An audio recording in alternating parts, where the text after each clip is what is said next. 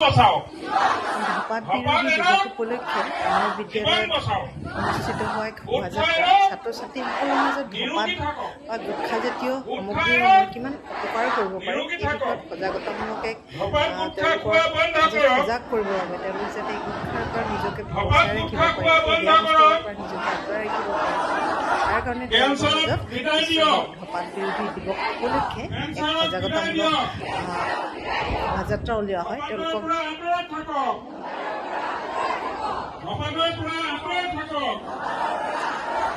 সুস্থ জীৱনৰ অংশীদাৰ হওক,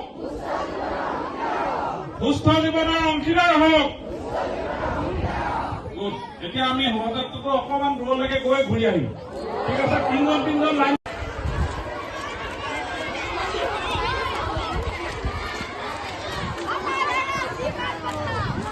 হৈছে।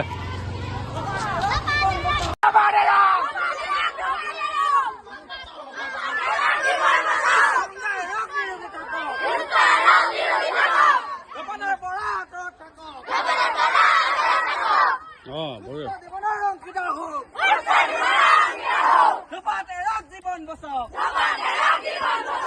গুটকা এৰক নিৰোগী থাকক,